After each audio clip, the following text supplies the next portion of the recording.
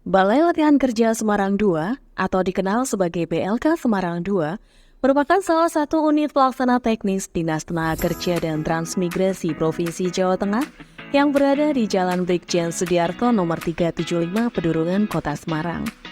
BLK Semarang II juga dikenal sebagai BLK Produktivitas yang mengembangkan soft skill dari para pekerja agar lebih efektif, efisien, dan berkualitas dalam bekerja. Sejarah BLK Semarang II berawal dari dibentuknya Lembaga Pendidikan Manajemen atau LPM pada tahun 1970. Tahun 1975, Lembaga Pendidikan Manajemen berganti nama menjadi Balai Pengembangan Manajemen dan Produktivitas atau BPMP. Seiring dengan perkembangan zaman, pada tahun 1980, Balai Pengembangan Manajemen dan Produktivitas berganti nama menjadi Balai Pengembangan Produktivitas Daerah atau BPPD. Tahun 2000 terjadi perubahan lagi menjadi Balai Pengembangan Produktivitas Tenaga Kerja atau BP2TK. Setelah berjalan kurang lebih 10 tahun dengan nama Balai Pengembangan Produktivitas Tenaga Kerja, tahun 2010 terjadi reformasi birokrasi. Kemudian, tahun 2018, terbit Peraturan Gubernur Nomor 52 Tahun 2018 tentang Organisasi dan Tata Kerja Unit Pelaksana Teknis Daerah pada Dinas Tenaga Kerja dan Transmigrasi Provinsi Jawa Tengah, sehingga terjadi perubahan nomenklatur menjadi Balai Latihan Kerja Semarang II hingga hari ini. Pelayanan produktivitas di Balai Latihan Kerja Semarang II meliputi pengukuran produktivitas, bimbingan konsultasi produktivitas, pelatihan peningkatan produktivitas, dan sosialisasi produktivitas. Yang pertama, ada pengukuran produktivitas yang terdiri dari pengukuran produktivitas individu, pengukuran nilai tambah, pengukuran kinerja perusahaan dengan metode SIMPRO, pengukuran produktivitas sektoral, dan pengukuran produktivitas regional. Yang kedua, bimbingan konsultasi produktivitas adalah upaya peningkatan produktivitas di perusahaan guna meningkatkan daya saing melalui bimbingan penerapan alat, teknik, dan metode peningkatan produktivitas dengan serangkaian tahapan, yakni identifikasi masalah di perusahaan, penetapan masalah utama, perumusan rencana perbaikan, dan implementasi dari rencana perbaikan. Pelayanan produktivitas yang ketiga, yakni pelatihan peningkatan produktivitas. Pelatihan peningkatan produktivitas merupakan kegiatan pelatihan yang ditujukan untuk meningkatkan kompetensi bagi peserta pelatihan yang dilaksanakan sebagai upaya untuk menumbuhkan kesadaran arti produktivitas dalam rangka mendukung percepatan pertumbuhan ekonomi. Pelatihan peningkatan produktivitas terdiri dari banyak pilihan materi, di antaranya adalah yang pertama ada 5S, atau Seiri, Seiton, Seizo, Seiketsu, dan Shitsuke, sering juga disebut sebagai 5R, ringkas, rapi, resik, rawat, dan rajin. Pelatihan 5S merupakan pelatihan paling dasar dalam tahapan peningkatan produktivitas melalui proses pemeliharaan area kerja untuk mencapai lingkungan yang baik atau tempat kerja yang bersih, rapi, sehingga pekerjaan diselesaikan lebih efektif dan efisien.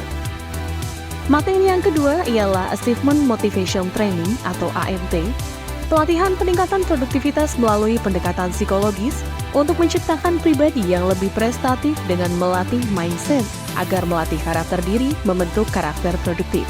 Yang ketiga ialah Total Quality Control atau TQC Training.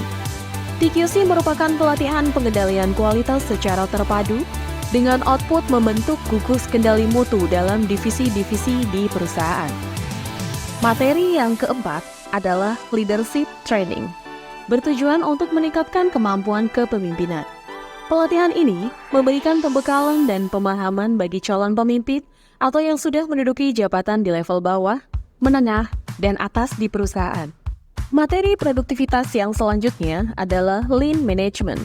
Pelatihan Lean Management ini bertujuan untuk meminimalkan pemborosan dalam proses produksi dengan harapan pemborosan bukan menjadi masalah di perusahaan. Materi yang keenam adalah Green Productivity. Green Productivity merupakan pelatihan produktivitas yang menggunakan tool, teknik-teknik, teknologi manajemen lingkungan yang tepat. Selanjutnya ada Service Excellence. Pelatihan Service Excellence bertujuan untuk meningkatkan dasar-dasar dalam memberikan pelayanan berkualitas tinggi kepada pelanggan. Kemudian ada Kaizen. Kaizen diterjemahkan menjadi perubahan ke arah yang lebih baik atau perbaikan berkelanjutan. Perubahan kecil Kaizen dapat melibatkan pengendalian kualitas, pengiriman tepat waktu, dan penghapusan pemborosan. Materi produktivitas yang ke-9 adalah TPM atau Total Productive Maintenance. Upaya berbasis tim kerja di perusahaan untuk membangun kualitas dan produktivitas ke dalam sistem produksi guna mendukung just in time dan meningkatkan overall equipment effectiveness. Selanjutnya ada digital marketing. Pelatihan digital marketing ditujukan untuk pelaku UKM dalam rangka memperluas jaringan pemasaran dan meningkatkan daya saing di era industri 4.0.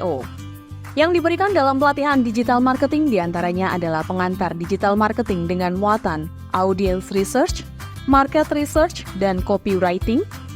Selanjutnya ada pelatihan kuliner kreatif, merupakan pelatihan dengan sasaran pelaku UKM dan calon wirausaha dengan materi unik untuk menghasilkan produk kuliner yang kreatif sesuai dengan potensi daerah. BLK Semarang II juga melaksanakan kegiatan sosialisasi produktivitas. Kegiatan sosialisasi produktivitas di BLK Semarang II dilakukan melalui kegiatan Productivity Gathering dengan sasaran perusahaan di seluruh Provinsi Jawa Tengah. Dengan menyandang nama BLK yang mana pengertiannya adalah tempat diselenggarakannya proses pelatihan kerja bagi peserta pelatihan sehingga mampu menguasai satu jenis tingkat kompetensi kerja tertentu, maka BLK Semarang II memiliki rencana ke depan untuk menyelenggarakan pelatihan vokasi berbasis kompetensi dengan kejuruan bisnis manajemen yang berfokus pada dua kompetensi yakni kelas digital marketing dan kelas sales skill. Yang pertama adalah pelatihan berbasis kompetensi digital marketing. Pelatihan digital marketing banyak dibutuhkan oleh dunia usaha dan dunia industri dalam rangka menghadapi era industri 4.0. Pelatihan digital marketing yang dibutuhkan adalah pelatihan yang lebih spesifik, bukan hanya sekedar belajar ads atau iklan berbayar. Pencari kerja juga perlu diajarkan tentang bagaimana memanfaatkan digital marketing untuk penjualan komoditi Indonesia hingga ke luar negeri, dengan target pasar internasional untuk kebutuhan ekspor. Dengan target tersebut, dibutuhkan skill mengelola website, advertising, manajemen analisa, desain konten atau content creator, SEO, dan mengolah Google untuk membidik pasar luar. Rencana yang kedua adalah pelatihan sales skill. Proses mendidik calon tenaga penjualan dan membekali dengan soft skill dan hard skill sebagai seorang sales yang diperlukan agar dapat diterima di dunia kerja.